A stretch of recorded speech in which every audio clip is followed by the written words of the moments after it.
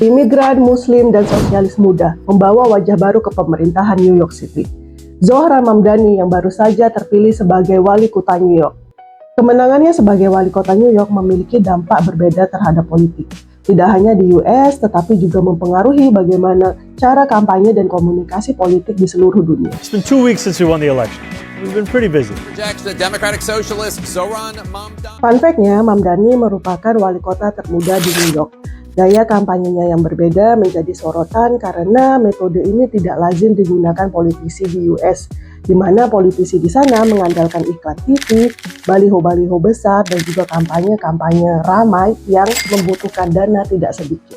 Di sisi lain, Mamdani memilih untuk berkampanye dengan turun ke jalan, bertemu dengan warga, berkomunikasi dengan media, dan menjadikan hal tersebut menjadi berita yang viral. Kita berbicara tentang komunikasi publik, ada satu konsep yang menjadi dasar fondasi komunikasi publik, yaitu Communication Strategy Framework. Framework ini membantu komunikator untuk dapat menyusun dan mendeliver pesannya kepada si audiens. Ada 4 elemen utama dari communication strategic ini yang harus diperhatikan. Yang pertama adalah purpose, tujuan apa yang ingin disampaikan dalam komunikasi.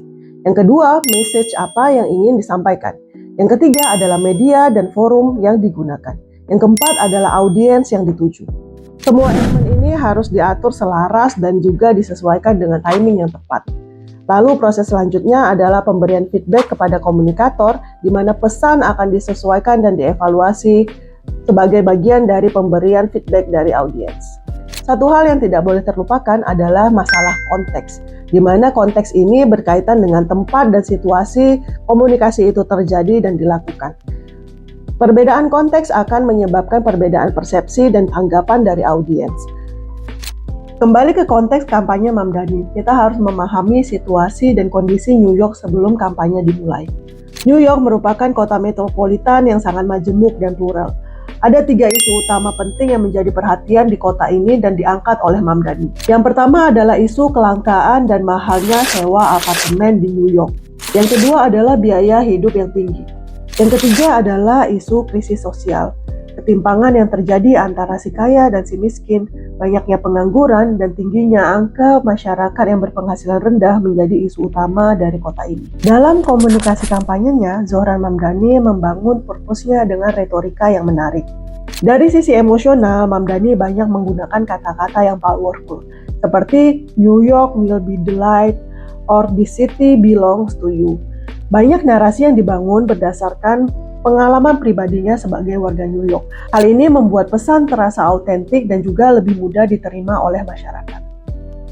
Selain itu, Mamdani juga membangun kedekatan emosional dengan komunikasi nonverbalnya. Kontak mata yang stabil, ekspresi wajah yang antusias, gerak tubuh yang terbuka, dan juga senyuman-senyuman di setiap akhir kalimatnya membuat Mamdani lebih mudah untuk disukai dan menurunkan ketegangan politik yang sedang dibicarakan. Selain itu, Mamdani tidak ragu untuk merepresentasikan identitasnya.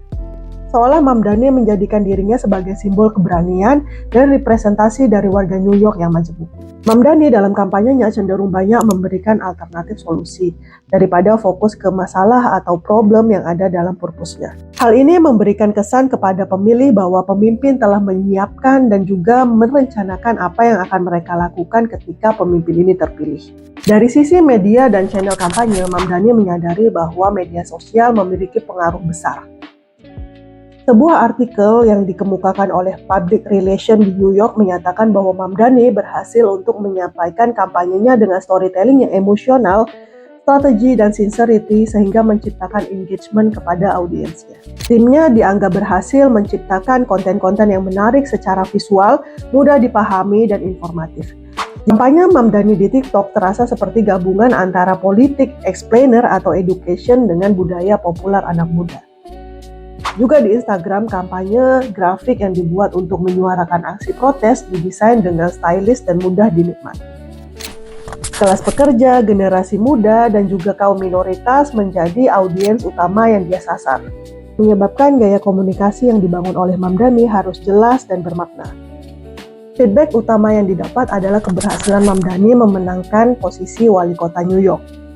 Tapi jika kita sedikit flashback, ada beberapa hal yang menarik dari sistem kampanye yang dibangun oleh Mamdani. Yang pertama, pesan kampanye dibuat viral. di mana message yang disampaikan tidak terasa seperti komunikasi kampanye politik, tetapi lebih kepada mengajak komunitas untuk melakukan perubahan dan transformasional. Yang kedua, audiens atau pemilih merasa ikut serta dalam kampanye politik dan jadi bagian dari pemilihan suara di New York. Yang ketiga, Mamdani dianggap berhasil mengubah standar politik lokal. Politisi lain mulai meniru gaya komunikasinya dalam berkampanye dan berpolitik. Dengan storytelling yang emosional, visual yang kreatif, juga bahasa populer untuk publik, bukan sekedar jargon politik. Akhirnya dari Mamdani kita bisa belajar bahwa komunikasi yang dilakukan oleh leader terhadap publik harus memiliki 4 fondasi, yaitu honest, clear, consistent, and meaningful. Kalau di Indonesia sendiri sudah siap belum menerima gaya komunikasi seperti yang dilakukan oleh politisi Mamdani? Atau kita lebih percaya kepada yang omon-omon saja?